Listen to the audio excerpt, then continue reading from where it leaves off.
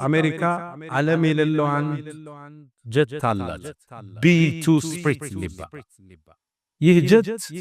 በሰው ልጅ ታሪክ ተከስቶ ያውቃል ሲበር አታየውም አጥቅቶ ከሄደ በኋላ ማታየው ድምጽ የለውም ጭስ የለውም ሙቀት የለውም ይሄን ለመገንባት $2 ቢሊዮን ይፈልጋል ራዳሮቹ ወደ አንድ ሀገር ሲገባ አንድን ጀት የሚመቱት ወይ በሙቀቱ ወይ በጭሱ ወይ በድምጹ ነው ሁሉም የለውም ይሄ ጀት መሸከም የሚችለው ቦምብ ሲጥለው የመሬትን 60 ሜትር ድረስ ቀዶ የመግባት አቅም ቢቱ ለኡቀት ቅድሚያን የሰጠ አሸናፊ መንግስት መገለጫ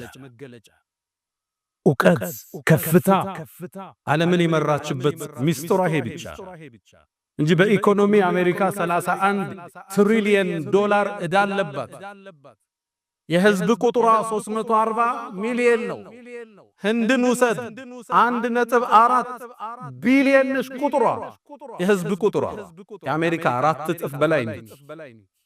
በሰው ቁጥሯ አይደለም ዓለምን የመራች በገንዘብ አቅሙ አይደለም የመራች የዓለማችን የኢኮኖሚ ግብይት 60% በዶላር የሆነው ይሄ የውቀት የቴክኖሎጂ ከፍታዋ ከዙልቀርነይን የምንማረው ይሄ ትውልድ ከፍ ልበል ካለ በቴክኖሎጂው በውቀቱ በትምርቱ ከፍ ካለ ምድርን ይመራል እስራኤል አይረን ዱም የሚባል ጣራ ስትገነባ ኢራን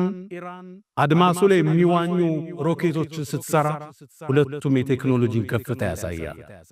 ከፍታዎች በውቀት እኛ ደግሞ ኢቅራ ተብሎ የተወጠነ ዲን አለን አንብብ ተመራመር ፈሲሩ ፊል አርድ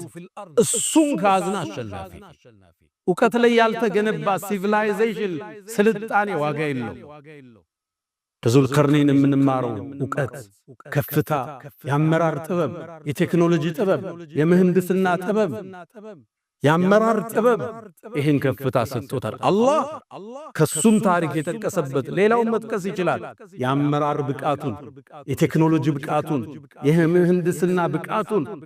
በዚህ ዘመን እንኳን መስራት ማይቻለውን መስራት የቻለ ታላቅ መሪ ዙልቀርነይን ብዙ ታሪኮችን ከሱ እንማራለን ውቀትን ካዝነ ከፍ እንላለን የመጀመሪያው ትውልድ የሰሃባው ትውልድ በ23 ዓመት ውስጥ ፐርሻንና ሮማን ኢምፓየርን ድባቅ መጥቶ እስላማዊ ስልጣኔን ከፍ ያደረገው ውቀትን ስለያዙ